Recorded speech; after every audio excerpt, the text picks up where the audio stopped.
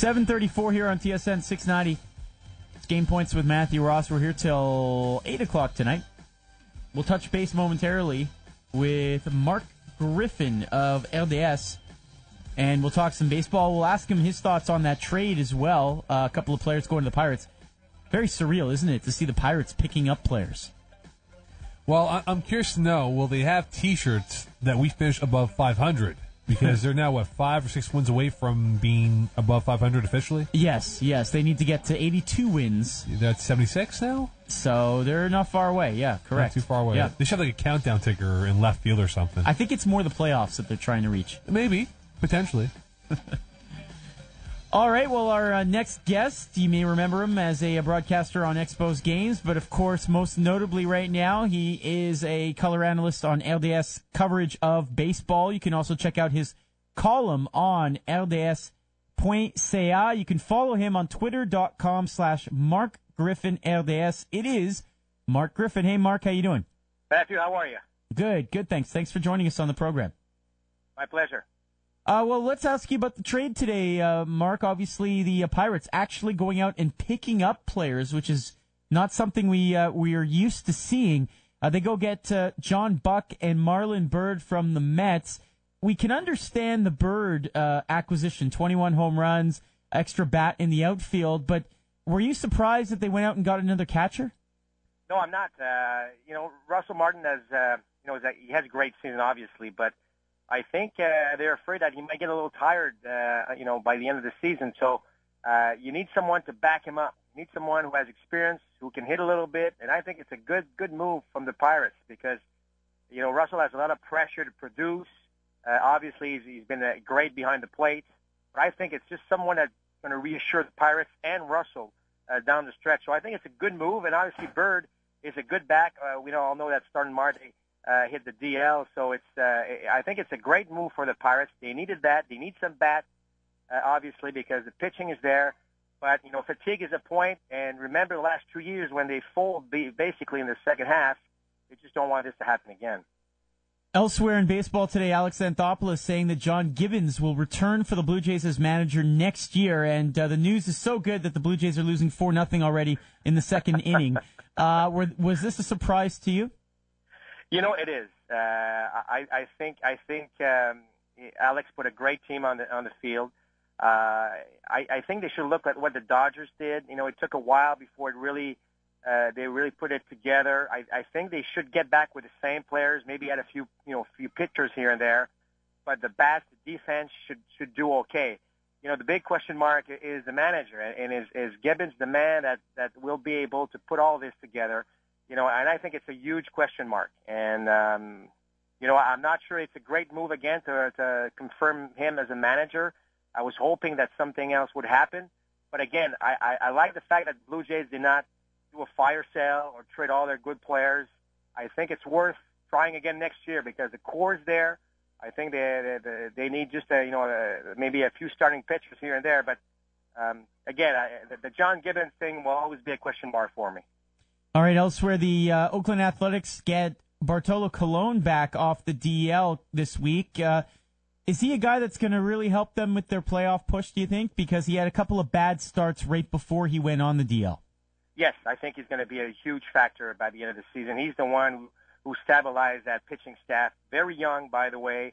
He's the veteran there. They look up to him. Obviously, him on the DL gave him some rest. I think he's going to be a good, a good addition to that starting rotation, and he's going to help quite a bit. So it's going to be a race down the stretch with the Rangers. They need a Bartolo Colon very healthy for September. Is it unbelievable that the Mets? It seems like this franchise is cursed. I don't know what it is, but losing Matt Harvey now for a long time, kind of sad for baseball. Well, exactly. It's not only sad for the Mets, but it's sad for baseball. He's the face of the future.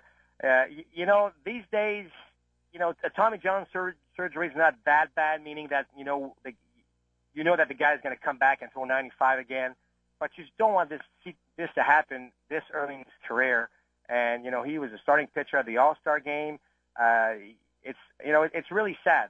And again, I'm hopeful that he's going to come back very strong. but he's not going to come back till 2015. So, the Mets really, I don't know what they're going to do. It's hard to see that franchise, but I think they're going to battle back, and hopefully they're going to trying to be a better team, trying to be able to reach what the Nationals are doing, we're doing, or the Braves are doing. The National League needs the Mets to be a better team, and hopefully it's going to happen soon. Chatting with Marc Griffin of LDS as we talk a little baseball here on Game Points with Matthew Ross on TSN 690. Interesting race, obviously, in the American League East. Red Sox are 1.5 games up on Tampa Bay. No score in Tampa Bay and Angels. Boston is up 1-0 in the second. A sacrifice fly by David Ortiz over the Orioles right now. They may get Clay Buchholz back before the playoffs. Are you optimistic that this could happen, or should Boston feel comfortable with the starters they have now? Well, I think the acquisition of Jake Peavy was a huge deal for them. I think it's, Buchholz, I wouldn't even count on him. I mean, if he's back, he's back. But I don't think John Farrell is thinking about him right now. He's got a stat that he wants. And if Buchholz come back, hey, great. But they're not thinking about him right now. They're hitting the ball well. If the pitching holds on, they'll be fine. It's a great race. I think the Orioles look like they might need some more time, but it's a fun race to watch, and it's going to be a great September for that the American League East. If we assume that Tampa Bay or Boston is one of the wild card / division winners, then it looks like you have Baltimore, the Yankees, Cleveland, and Oakland all battling for that second wild card spot. Who do you have there? Well, I think Oakland's going to make it. I think Oakland's going to have keep the pace with the Rangers and keep the pace to reach that playoff spot. For some reason, I think the Orioles are going to they're not able to pack up some wins in a row to really try to establish themselves in September. The Yankees have the better schedule. I mean, they play a lot of games. Half of the games left are against Baltimore, the Rays, and the Red Sox, and the other half are against team under 500, and a lot of games, like at least 10 games under 500. So they have a better schedule, but they're far away. So they need to reach out to two or three, 4 teams. So it's not going to be an easy battle. I think they're going to miss some time there, but I think the A's are the one that's going to make it. Mark, are you worried about the Atlanta Braves with the injuries and the fact that they haven't had any meaningful baseball because of their big lead in the National League East? Will they be okay come playoff time? I think it's going to be an issue. I really, it's they're playing okay now, but like you said, this big lead is not that great. And if you're not playing meaningful games in September, it's hard to put yourself in a playoff game right away. They're a good team, but I don't see them reach that far in the playoffs. Again, I'm not saying that they don't have a good season, but the fact that the Nationals didn't play well, the Marlins obviously didn't have a good season, the Mets are struggling. It was an easy thing for them to reach. So it's a good team, but I don't see them reaching the World Series this year. Marc Griffin, LDS, on Twitter.com. If you go to LDS.ca right now, you can see Mark's column on the Yankees. He just talked a little bit about that.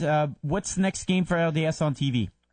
Tomorrow night, we have the Orioles and the Red Sox for the third game of that series. And, again, I think until the end of the season, RDS and ESPN are going to broadcast meaningful games for playoff hopes, and it's going to be a good stretch for baseball, and hopefully we'll get some great playoffs early October. I'm wearing my Red Sox shirt right now, so I guess I'll be watching.